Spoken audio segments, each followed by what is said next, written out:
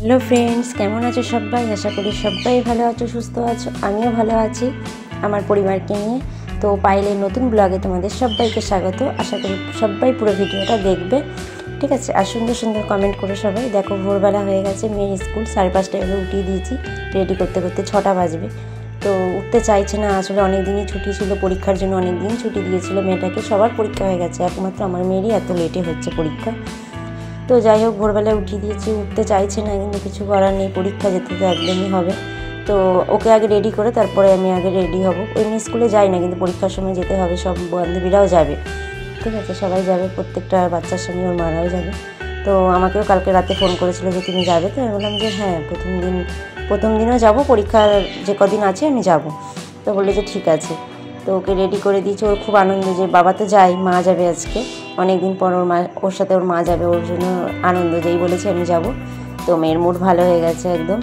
তো সোয়েটার আগে পরিয়ে দিই, তারপরে ওকে ফেস করব, কেননা মুখে জল দিতে চাইছে না। আমি আগে তাহলে ফেস করে নিই, তারপরে ওকে ইয়ে করবো, মানে পরিষ্কার করবো। আগে ওকে ড্রেসটা পরিনি, কারণ সকালবেলা খুব ঠান্ডা লাগছে। 5:30টার সময় উঠেছি যখন, পুরোই অন্ধকার, কোনো মানে আলো নেই, পুরো অন্ধকার। যখন আমরা 6:10-এ বেরোলাম তখন আর কি পরিষ্কার হয়েছে আকাশটা।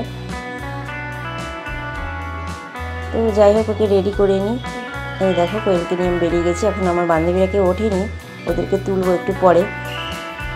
না, আমি সরি, ক্যামেরায় তুলতে ভুলে গেছি, গল্পতে এমন ব্যস্ত হয়ে গেছি যে তোমাদেরকে আর দেখাতে পারলাম না, ঠিক আছে? ওদেরকে দিয়ে বাড়ি চলে এসেছি। দেখো, বাড়িতে এসে ব্রাশটা করে না, সরি, এটা ব্রাশটা আগেই করে নিয়েছিলাম।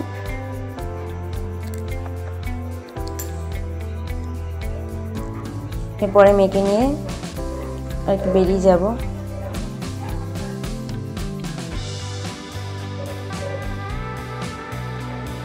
আর ছোটো দিনের বেলা তো এমনি মানে বেলা হয়ে যায়, ওই জন্য আর এসে আর শুলাম না, যে না বেলা হয়ে যাবে, দুপুরবেলা দেখা যাবে।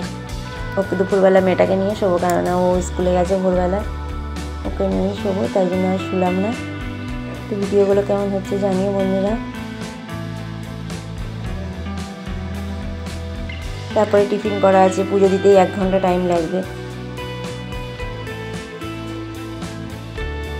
ওই জন্য আর শুলাম না। না, শুলে হবে না, 9টার মধ্যে আমার মেয়ে চলে আসবে, ও এসে টিফিন খাবে, সেটাও জোগাড় করতে হবে। তাই জন্য আর কি শুলাম না, সব রেডি করে নিই, গুছিয়ে নিই।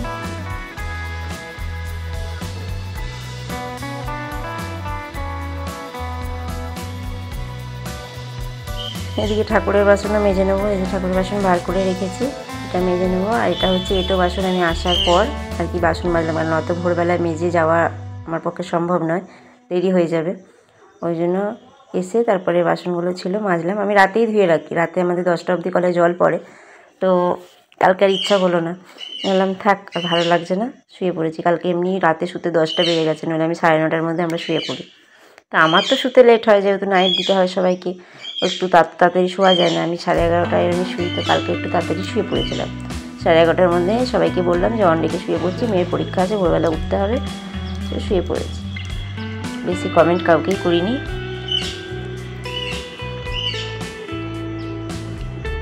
বাসনটা মেজে তারপরে রান্নার দিকে আর কি ঢুকবো।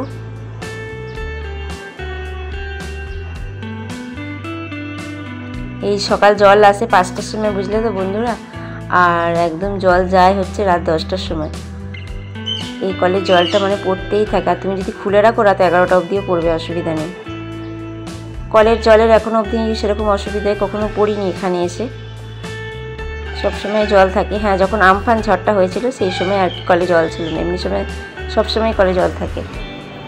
আমফানটা সত্যি খুব বড় ঝড় হয়েছিল বলে জল চলে গেছিলো, তাও আবার একটা বেলার জন্য, বেলা করেই জল চলে এসেছিল।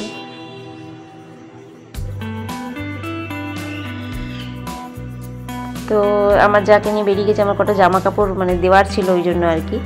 এই দেখো, চাল দিয়ে ডাল দিয়ে খিচুড়ি করবো, আর বাঁধাকপি করবো, নিরামিষ বাঁধাকপি, সেটাই তোমাদের সাথে শেয়ার করলাম। বাঁধাকপি আমার হাজব্যান্ড কেটে রেখে গেছে, টাইম পেলে কেটে দেয়, কেটে দিয়েছে।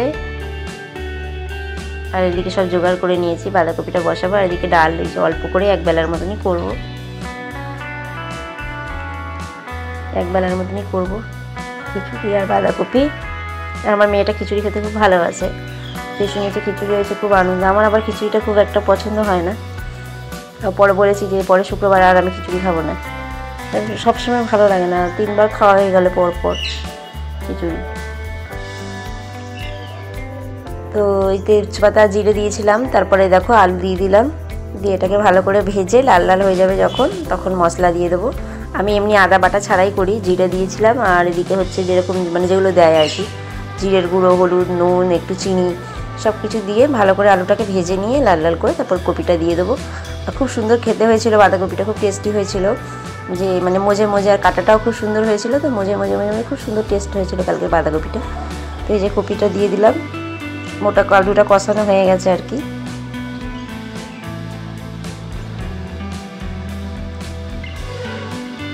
সব দিয়ে ভালো করে নাড়িয়ে একটু ঢাকা দিয়ে দেবো, তারপরে আস্তে আস্তে মজে মজে হয়ে যাবে। খিচুড়ি দিয়ে বাঁধাকপি খেতে সত্যি খুব ভালো লাগে, আমারও খুব ভালো লেগেছিলো কালকে। তো তোমরা জানিও কেমন হয়েছে বন্ধুরা বাঁধাকপিটা।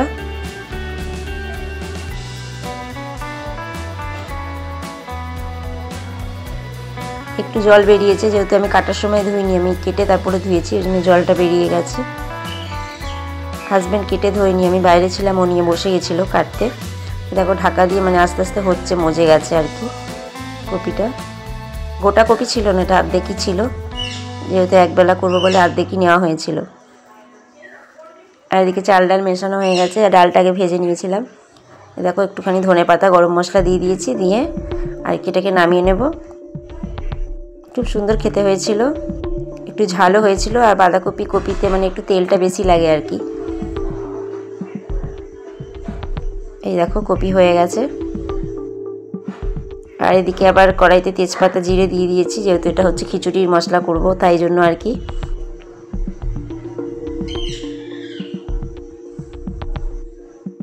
এটাতে ছিল হচ্ছে মূলো, সিম আর হচ্ছে আলু ছিল, কপি টপি ছিল না, ভেবেছিলাম ফুলকপি দিলে আরও ভালো হতো খেতে, কিন্তু যা ছিল তাই দিয়ে আর কি করে দিলাম। ও আর টাইম পায় না, যেহেতু সকালবেলা সব বাচ্চাদেরকে নিয়ে স্কুলে যায়, তো টাইম পায় না, যেটুকুনি টাইম পায় হয়তো বাজার থেকে মাছটা এনে দেয়, বাজার করার সময় পায় না, শনি রবিবার করে একটু বেশি বাজার করে এনে রেখে দেয়, তো যা ছিল তাই দিয়ে করে রেখেছি।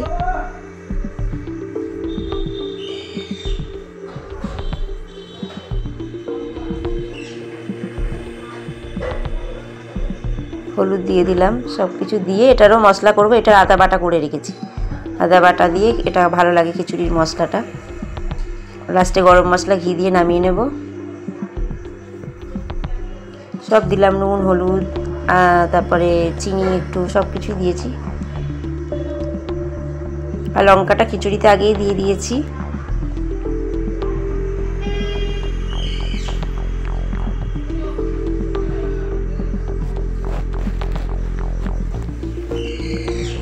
দেখো সব কিছু দেওয়া হয়ে গেছে, জিরের গুঁড়ো,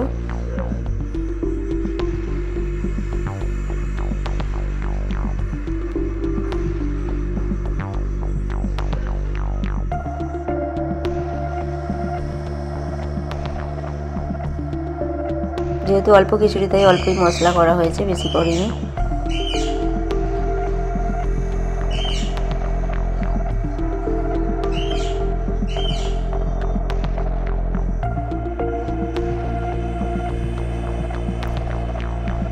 ভালো করে নাড়িয়ে একদম যখন তেল ছেড়ে যাবে তখন মশলাটাকে দিয়ে দেবো খিচুড়ির মধ্যে।